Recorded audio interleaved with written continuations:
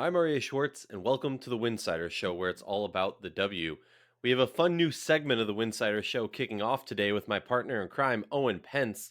It's called WNBA Stocks. Let's get into it.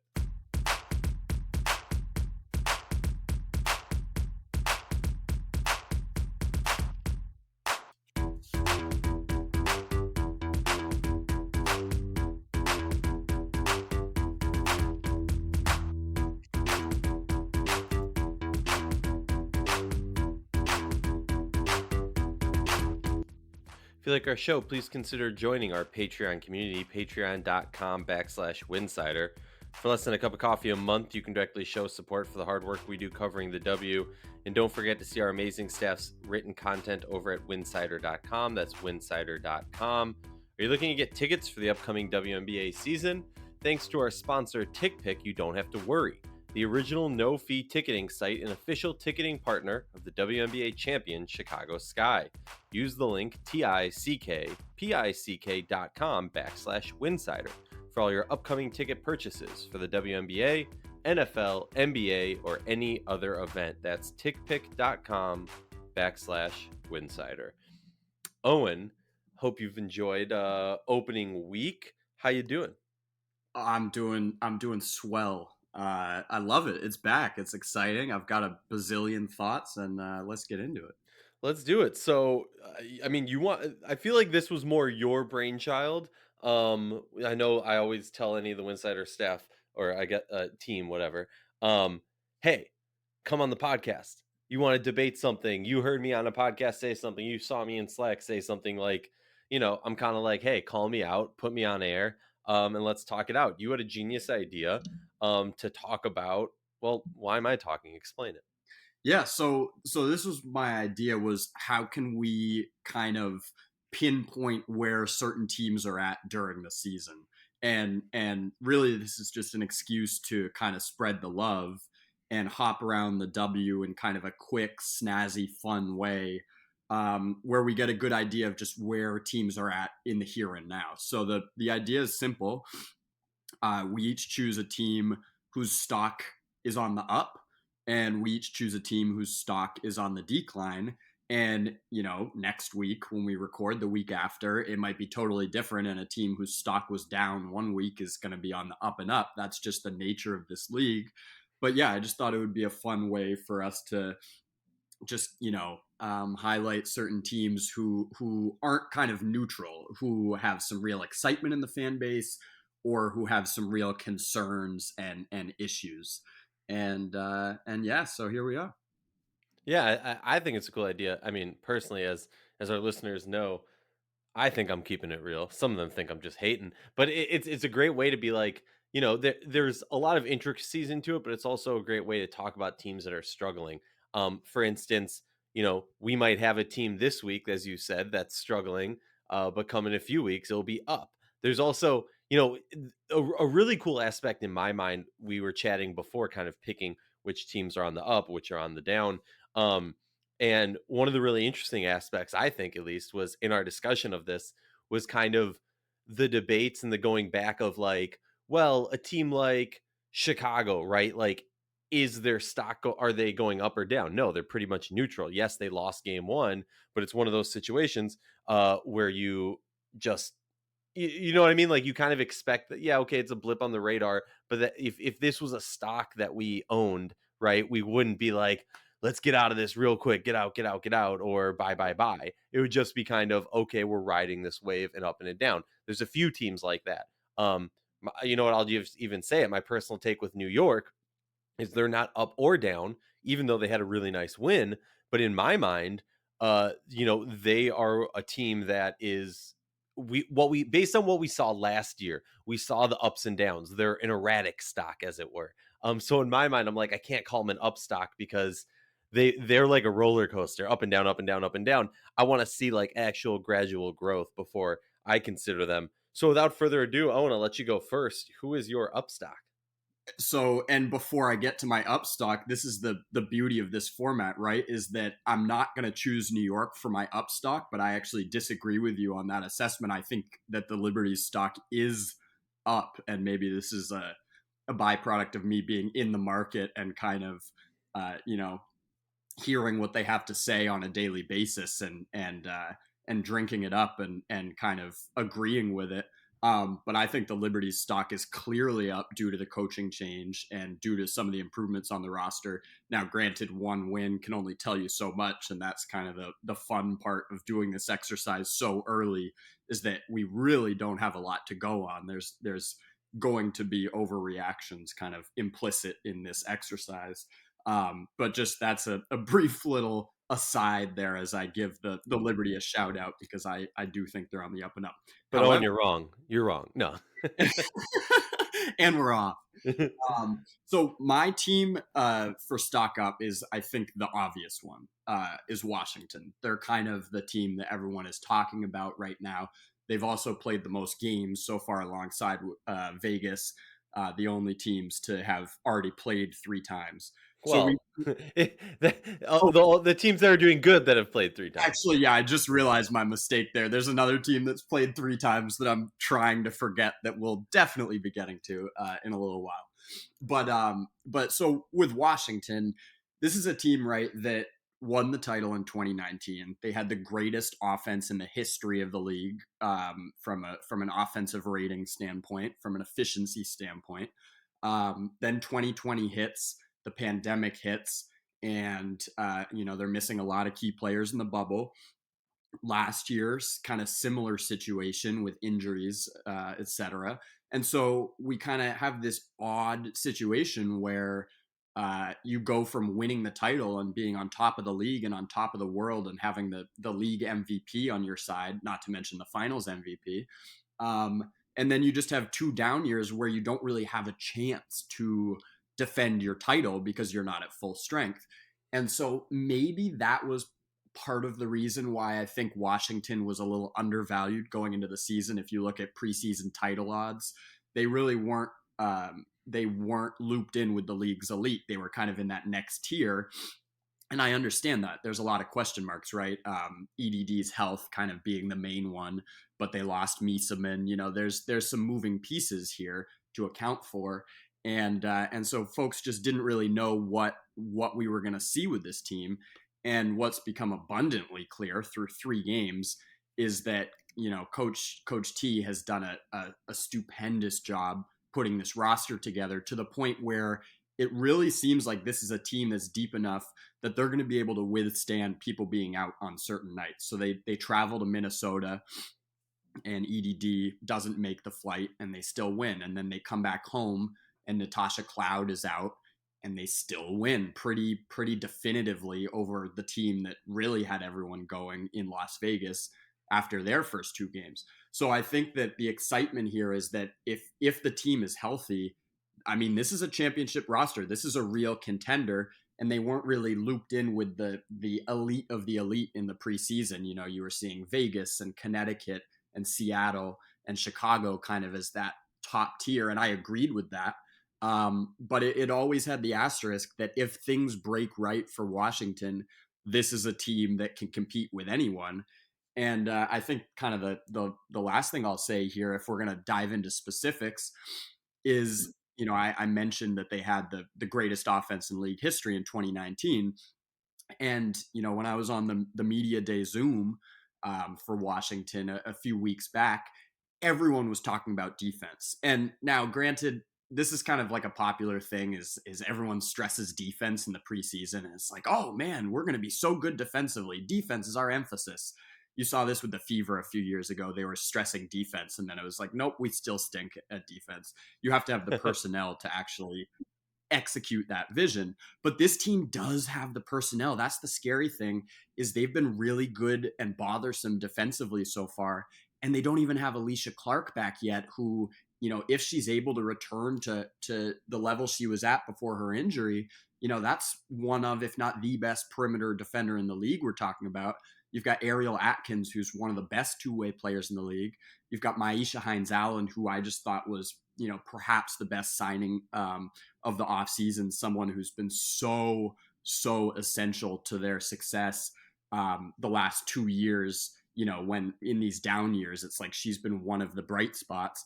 And so now you're looking at a team that really is pretty fearsome on both sides of the ball. And Natasha Cloud's talking about how her shot has improved and you can't go under screens against her anymore. You've just got a team full of two-way players right now, and a team that's deep and can win on a night when they're missing one or two of their best players.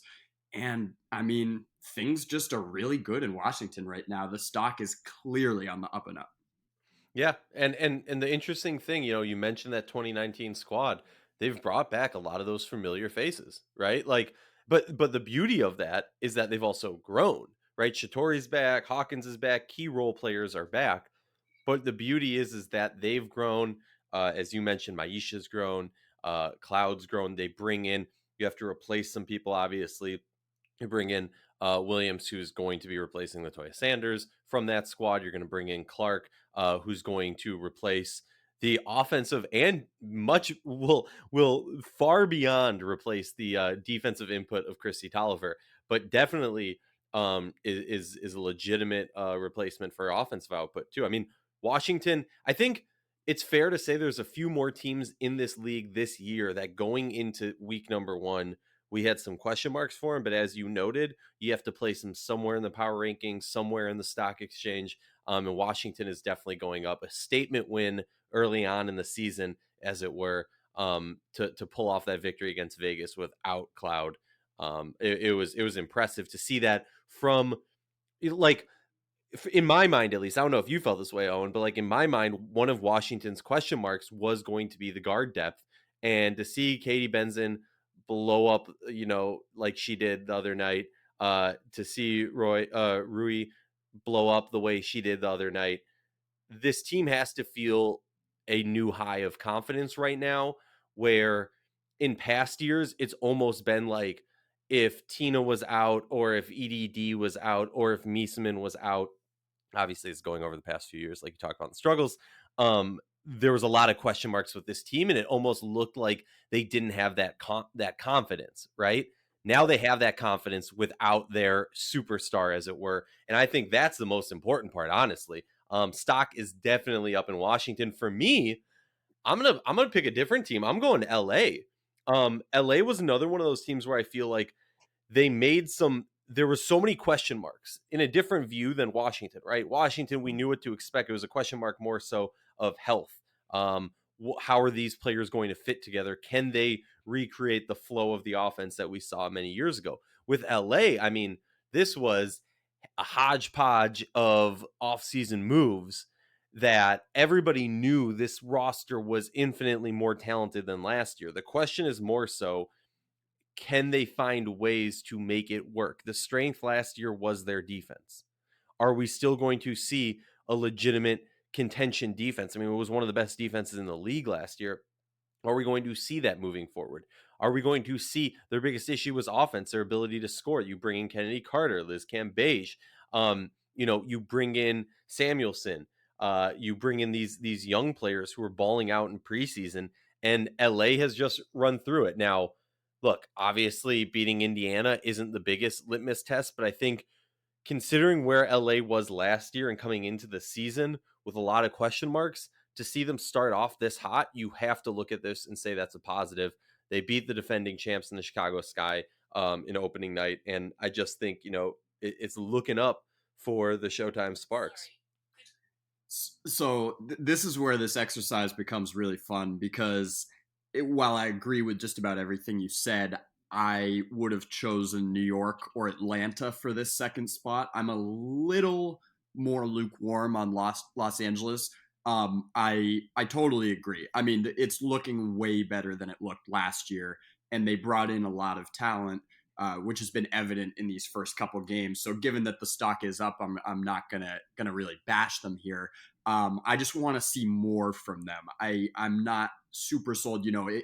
This is all about narratives, right? Stock up, stock down. It's about how kind of you appear to the outside world, and a lot of that is based on whether you win or lose. Now, if that phantom foul call at the end of the Sky game is not called, the Sparks are 1-1 with their one win being over Indiana. and we might be highlighting a different team here. But on the positive notes that you mentioned, I mean, I think it's spot on. This team defensively has been a force, and that was kind of the assumed factor that was coming into this season is this team will be stout defensively, and we've seen that. I mean, Brittany Sykes, I think the momentum for her winning Defensive Player of the Year right now is at an all-time high. I think something like 9 steals over the first 2 games, which is ludicrous. And I really want to see her continue that campaign because it would just be great and so well deserved if she won the award. Um, I think Jordan Canada has kind of been the biggest surprise for me and someone who maybe we took for granted. In the backup point guard role behind Sue Bird, she was just, she didn't really have a chance to show all of what she could do. And I think this is the perfect system for her. She's so dynamic in transition, and now you pair her with someone like Sykes, who derives a lot of her offense in the transition game.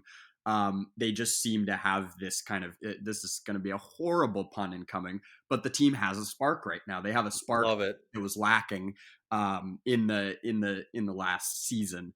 But in terms of my hesitancy, why I'd be a little more bullish on New York and Atlanta in terms of an upward trajectory, a lot of it has to do with coaching and the combination of coaching and offense. So I need to see more from the offense under Derek Fisher to truly be sold on this vision long term. I think the biggest question is Kennedy Carter and kind of what her role is going to be, because I personally was not expecting her to have such a small role, fewer than 17 minutes per game in the first 2 games. I think she's looked really good offensively, really bouncy and really quick, getting them into a lot of their actions.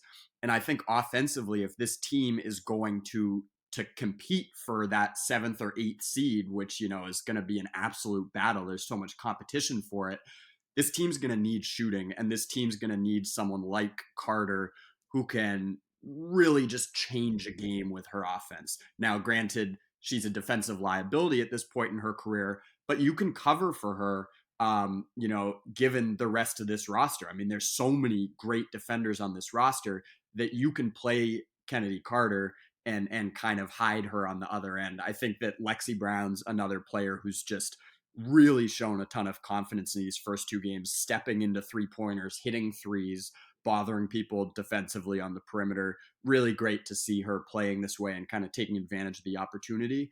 But there's just a couple fit things. Carter, I mentioned, Liz Cambage, how's she going to fit? 23 minutes a game, the first few.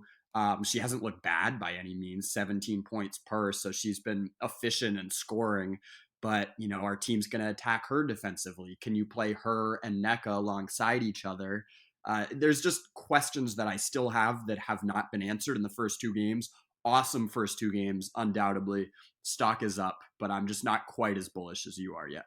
Oh yeah, I mean the question with them, and I think everyone rightfully has it, is stock is up right now, but are they a long term stock that you want to invest in? Now Right. let's talk about down stocks because I think it's similar. I'll go first on this one. My hometown team, the Minnesota Lynx, definitely a down stock. Now I'm not going to say there's an asterisk there because they are just flat out a down stock. 0-3, they have looked abysmal in the first 2 games.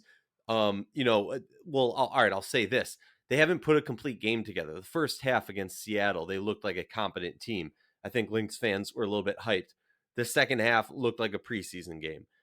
Then they go in to their second game against Washington without EDD in Minnesota, home opener, without Hawkins. So their starting five is depleted, their bench is depleted, and they just looked bad. Yes, they make a late story comeback, but it was pretty clear at that point where the game was going. And then you lose to Indiana, a team that's on the upswing. Probably, we mentioned it, honorable mention for an upstock. But at no point, I mean, this team just looks lost. Now there is an educated Minnesota Lynx fan or aficionado would say, hey, they're missing 3-4 of their starters, right? You're missing Fee, you're missing Dantas, you're missing Kayla McBride, so that's 3 now. You've just replaced your starting point guard, Leja Clarendon. You waive right before the season starts. You bring out Odyssey Sims, who reports that she was contemplating life after basketball, and now she's on the court. there, I think there was a cut to where she was puking in a garbage can because she was just winded and out of shape. Misses the third game of the season for personal reasons. So, like, look, there's things to, as a Lynx fan, to be hopeful and positive about. Once the season gets going, we started off last year as 0-4, and then they made it to the third seed. So there's things to be hopeful for. But the thing is there's no question. It's a down stock right now. They are underperforming, even missing those players. Aerial Powers has looked out of sorts. Just every shot looks a little bit off. And I'd say the bright spot is Sylvia Fowles and Jessica Shepard. Other than that, this team is extremely, extremely lacking and suffering right now. Totally agree with everything you said, and I think the major part of this one is the optics of it. I mean, a lot of talk, and Cheryl Reeve is the goat. We don't even have to say that at this point, but we're this is a podcast about present day, and right now the optics are really bad. This team doesn't have a point guard, and they cut two of them in the preseason. They cut Lay, and then they cut Dangerfield, who was excellent last night beating the Lynx. So it really begs a lot of questions as to what the thought process was in putting this roster together, especially considering that Minnesota was missing Fee and missing some other key pieces at the start of last season, started out 0-4, 0-5 or whatever, then signed Clarendon. They were awesome. And all of a sudden the team turned around. So you just have to wonder why they made some of the decisions that they did from a front office perspective this offseason. I'm glad you shouted out Jessica Shepard because she's been really awesome and a huge bright spot. And as far as Powers is concerned, I think it's just too much on her plate. I mean, they need McBride back desperately. Obviously, Fee, is the key player on this team alongside Fowles.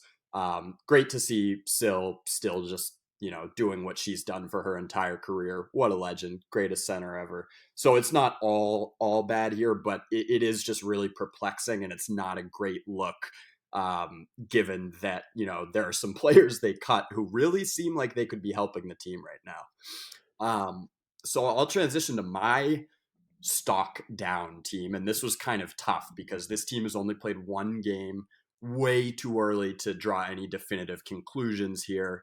And there's still a lot of reason for hope. But I'm going to go with the Dallas Wings. Not a good opener by any means. And if you're going to lose your home opener to a team that was in complete disarray last season in Atlanta, you at least want to show some positive signs, some signs of growth, some signs that, this team has a direction. And I think the Wings kind of did the opposite thing. I think the Wings their game plan and kind of the rotations they played just spurred even more questions rather than answers. You start Ty Harris and she plays 9 minutes.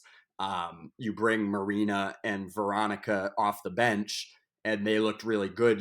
Veronica Burton in her first pro game was not great in terms of scoring the ball, didn't make any field goals, but just her minutes, especially defensively, were really promising. So I think that there's reason for hope here. There's a lot of really promising young players on this roster, but it's a question of fit and kind of establishing a rotation where each player knows what their role is going into the game.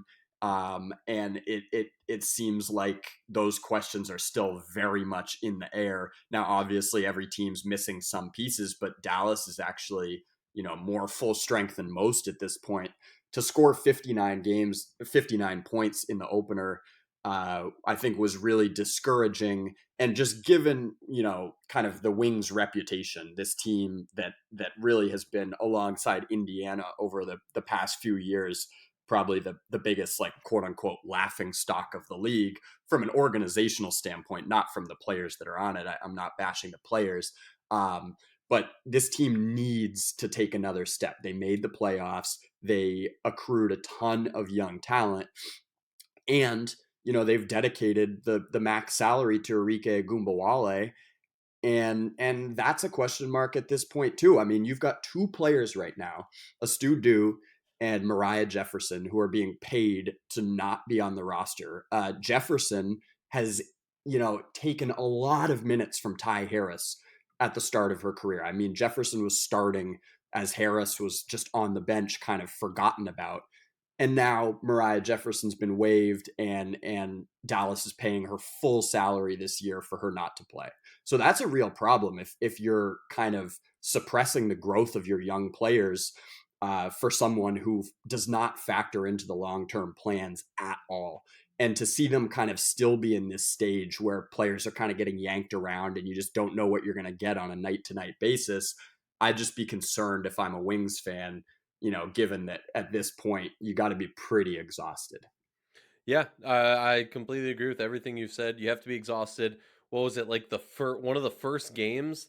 I believe I heard the announcers say out of Enrique's career where she did not hit double digits, just 7 points in that game, shooting 3 for 14. I think the interesting thing for that game for me and for Dallas in general, I completely agree.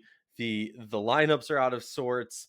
Who's playing when they're playing, whatever. But at the end of the day, I understand. Okay, you are missing. You're missing Tierra McCowan, the big offseason move, one of the big offseason moves. You're missing Satu Sabali, your unicorn. But at the end of the day, this team is known for high pace and get up the court, getting shots up, and some high octane offense. That was not the case at all, as you mentioned, only scoring 59 points, getting 7 points from Aryeh, getting 20 from Marina, which is great and all, but it just even that, like she shot 8 for 16, so great percentage wise, but there was just like something off at certain points where there wasn't that same flow and connection between some of the players that we started to see late last year, heck, throughout all of last year. We've seen great growth from Dallas over the past few years. And I mean that specifically in regards to the individual players. Like, I don't think as a team we've seen very much growth. And I think that's been the biggest issue with this team. Um, yeah, that's definitely a stock down. Obviously, in a week from now, as we talked about, this is the fickle beast, fickle nature of this beast that stocks down today. They've played one game, right? If other teams have played 3 games, if they would have played 2 games, maybe their stock wouldn't be down. Maybe it would be a neutral if they pull off a victory. The other team that I do want to give somewhat of a honorable mention, even though it's not the most honorable thing, has to be to the Phoenix Mercury. They got blown out in that one game that they've played, 106-88. Skylar Diggins Smith dropped 25, but at the end of the day, without having Brittany Griner, this team is a shell of themselves. I've been saying it anywhere who will listen to me. Obviously, we should all be screaming this top of our lungs, tweeting it out daily. Free Brittany Griner, who's wrongfully detained for 80 some days at this point. It's ridiculous. Get her home. But speaking of the Phoenix Mercury, I mean, that's a stock down team. If you thought that, oh, we got Tina Charles, so we're gonna be okay missing the interior size of Brittany Griner, you are wrong. That is a stock down right now. Any thoughts on the Mercury before we sign off for today? Yeah, no, I agree. I think I was hesitant to highlight them just because of what you said. The Griner situation is so appalling and horrific and saddening, that really free Brittany Griner is the only thing that I'll add on to that. That's all that matters. But if we're talking from a basketball standpoint right now, with the roster that Phoenix does have, 100%, there's just a lot of issues. I did not like the Tina Charles signing. I did not see the fit, did not see the vision. We still have to wait. Like, Diamond to Shields is coming back. That's obviously going to be a big piece of this team. But I think, to your point, I mean, they're getting exposed right now. And Diana Taurasi is at the point in her career where, sure, she can still go off for 35 on one night. But if this isn't the night where she's dropping 35, she's a complete liability on the floor. Now, that's no disrespect to one of the greatest to ever play this game. But again, we're talking present day right now. If she's not on fire offensively, she's chucking a lot of shots that might be questionable, and defensively is often the worst player on the floor. And it's just too much for Skylar to really carry this team by herself. So I think that they definitely have a lot to figure out, and it's just kind of a sad, depressing situation right now. Very unfortunate. But yeah, that's where Phoenix stands. Yeah, and I believe somebody brought it up in the Winsidr Slack channel a few days ago. It might have even been you. Last year, with Brittany Griner playing out of her mind basketball, best of her whole career. Well, what was like the points for, points against on average per game? It was like 89.84 and 89.5 against. So like even with one of the best defensive players in our league, the I don't even know like the proper there has to be some analogy. I was gonna say like the big green monster, but that doesn't do it. She is just a defensive machine.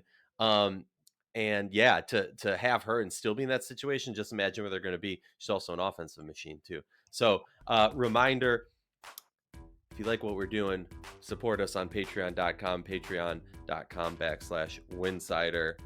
For less than a cup of coffee a month, you can directly show support for the hard work we do covering the W. And we will be back with more WNBA stocks with Aryeh and Owen Pence.